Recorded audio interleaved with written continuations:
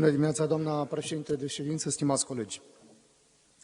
Asistăm în aceste zile importante din punct de vedere al calendarului alegerilor la o situație inedită cu privire la dreptul de participare în alegeri în calitatea de candidat a oricărui cetățean român care dorește să reprezinte în alegeri, evident, o mulțime de alți cetățeni din cadrul unui județ, așa cum electoralul denumim acest județ, circumscripție, prin lege. Cerințele pentru întrunirea condițiilor de participare, în opinia mea, tratează în mod discriminatoriu cetățenii care doresc să participe în aceste alegeri, iar aici mă refer la posibilii viitori candidați independenți, dar și la partidele politice. De ce o spun? Nu doar ca element de comparație. Pentru că nu este tot una să ceri unui om să cumuleze 1% din semnăturile pe care legea le solicită în reprezentarea cetățenilor dintr-o circumscripție și nu este același lucru ca aceeași cerință să o aduci înaintea unui partid politic.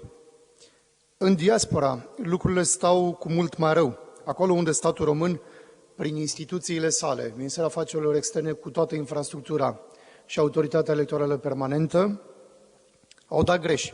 Și aici mă refer, evident, la parcursul acestui an, 2016. An în care nu au reușit nici măcar să aducă, să determine 11.000 de cetățeni din diaspora să se înscrie pentru votul prin corespondență. Evident că a cere acest lucru unui partid politic și a cere același lucru unui cetățean sunt situații diferite, dar de această dată inegalitatea este mai mult decât evidentă. Cazul meu, bineînțeles, nu candidez ca și independent în aceste alegeri, dar am toată stima pentru cei care se află departe de casă, români, evident, care doresc să candideze, compatrioți care și-au manifestat dorința de a deveni reprezentanți ai cetățenilor în Parlament, a le cere peste 6.000 de semnături, ținând cont și de faptul că acei susținători trebuie obligatoriu să se regăsească și în registrul alegătorilor, este o bătaie de joc la adresa democrației, în primul rând, și o lipsă de respect față de cei aflați în diaspora.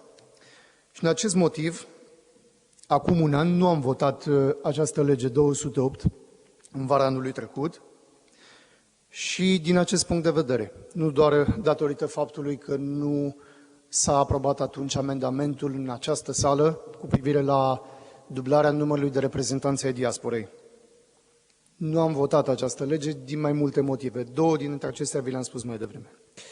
Însă, vreau să spun că, totuși, pentru diaspora, până în acest moment, partidele politice ne-au oferit de candidați, fie certați cu legea, fie candidați suspecți de plagiat.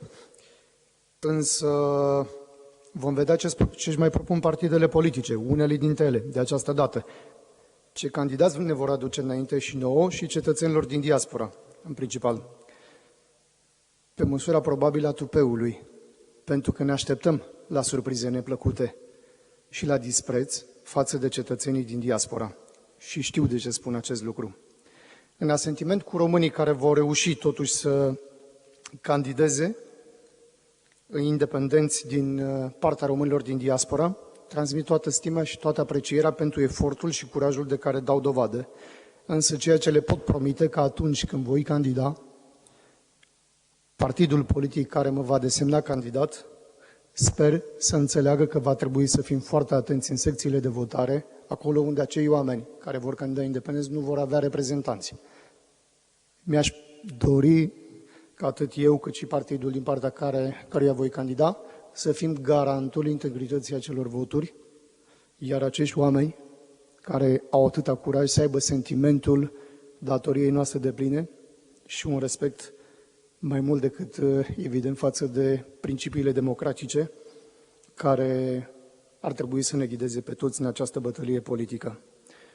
Urez succes tuturor candidaților, atât din diaspora cât și din țară, cu toate că noi, cei din afara țării, cât și cei care vor dori să candideze independent în România, va trebui să depunem listele cu jumătate de lună mai devreme față de toți ceilalți colegi care se află în România și care vor candida din partea oricărui partid politic. și minoritățile, evident, vor trebui să facă același efort.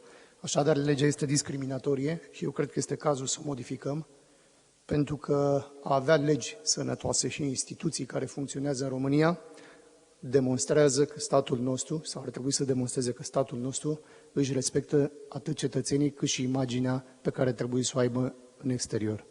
Bună ziua!